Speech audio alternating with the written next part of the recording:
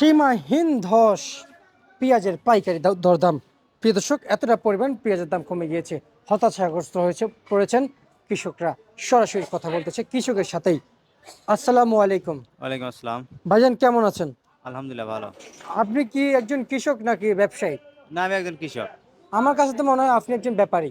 না, ব্যাপার এটা আমাদের কৃষক।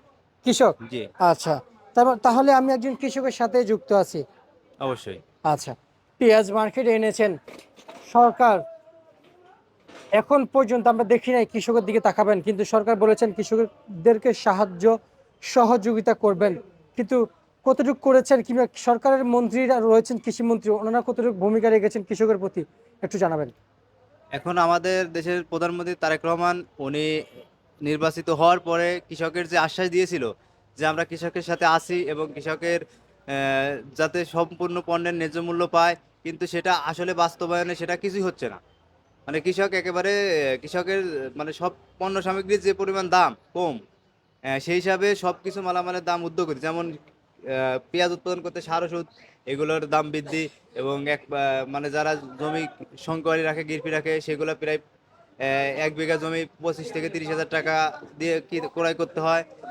তারপরে আপনার হচ্ছে এইগুলা বিশেষ করে কীটনাশক, এক পাখি পেঁয়াজ উৎপাদন করতে কীটনাশক খরচ যায় 30 হাজার টাকার মতো, সার ওষুধ যায় 20 হাজার টাকার মতো, 20 আর 30 কত 50। তারপরে আবার ওই একটা জমির দাম 20 হাজার টাকা, প্রায় 60-70 হাজার টাকা পাখিতে খরচ, কিন্তু সেই এক পাখি পেঁয়াজ বিক্রি করলে পরে হচ্ছে এখন 40 হাজার টাকা, আরো 20 হাজার টাকা ঘাটতি যাচ্ছে। কিন্তু কৃষক আশা অনুরূপ সে ন্যায্য মূল্য পাচ্ছে না। কিন্তু দেশের সরকারের উচিত কৃষকের এই দিকে বিবেচনা করে, মানে পণ্য সামগ্রী বাহির থেকে আমদানি না করে দেশে যে পরিমাণ পেঁয়াজ আছে মজুদ, এটা ঠিক মতো ন্যায্য মূল্যটা যাতে পায়, এবং কৃষকের দিকে বিবেচনা করে সরকারের সম্পূর্ণ একটা পদক্ষেপ, বিশেষ করে সরকারের কৃষকের প্রতি যে কৃষকের যে পারিশ্রমিকের ফল, সেটা কৃষক ঠিকমতো পাচ্ছে না। সরকারের উচিত তার মন্ত্রী মহোদয় নিয়ে এই বিশেষ করে পেঁয়াজের দামটা যাতে স্বাভাবিক পর্যায়ে একটু বৃদ্ধি করে কৃষক যাতে স্বাভাবিক টিকে থাকতে পারে, সেদিকে বিশেষ নজরদারি দেওয়া উচিত। আচ্ছা, আচ্ছা, আচ্ছা, বুঝতে পারছি। কিন্তু সরকারের যে মন্ত্রী রয়েছেন, কৃষি মন্ত্রী, উনি উনি উনি- ওনার কোনো ভূমিকা আছে?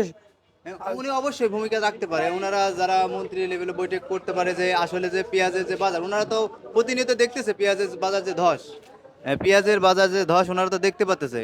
কৃষক তো একেবারে দিশেহারা হয়ে যাচ্ছে, কৃষকের তো দেখার মতো আর কেউ নাই।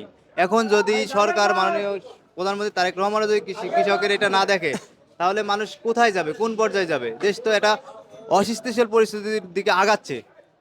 বুঝতে পারছি। আজকে সেই পেঁয়াজ বাজারে কত বিক্রি চলছে? এই পেঁয়াজ 10 টাকা 12 টাকা কেজি বিক্রি চলতেছে, আচ্ছা, যার ঢাকায় নিয়ে আসতে খরচ পড়ছে 7 থেকে 8 টাকা। আচ্ছা, এই পেঁয়াজ উৎপাদনে খরচ পড়ে গেছে পার কেজিতে 10 টাকা, আর খরচ সহ প্রায় 15-20 টাকা পার কেজিতে খরচ। এখন সেই পেঁয়াজ এনে 8 টাকা 10 টাকা বেচতেছে, তাহলে আরো ঘাটতি 8 টাকা 10 টাকা। তো কৃষক এটা কিভাবে পাবে?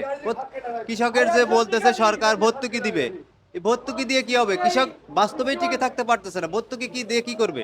আচ্ছা। চলমান বাজারে, চলমান মার্কেটে আপনাদের যে পেঁয়াজগুলো আছে এর ভিতরে কিন্তু ভালো মানের পেঁয়াজও আছে, হ্যাঁ, অবশ্যই। সেটা কত বিক্রি চলছে? চলমান বাজার যেটা পেঁয়াজ, ওইটা 25 থেকে 28 টাকা বিক্রি হচ্ছে। আচ্ছা, আচ্ছা। রসুন কত বিক্রি চলছে? রসুনের বাজার হচ্ছে 60 টাকা থেকে 50 থেকে 60 টাকা, 50 থেকে 60 টাকা বিক্রি হচ্ছে। আর রসুনের বাজার না? রসুনের বাজার 40 থেকে 50 52 এরকম বিক্রি হচ্ছে। এগুলো কি আপনার পেঁয়াজ কাটা হচ্ছে? জি। আচ্ছা, আচ্ছা, আচ্ছা, বুঝতে পারছি। অবশ্যই। আর আপনার নাম কি ভাইজান? ওহিদুজ্জামান। ঠিক আছে, জামান ভাই, আপনাকে অসংখ্য অসংখ্য ধন্যবাদ।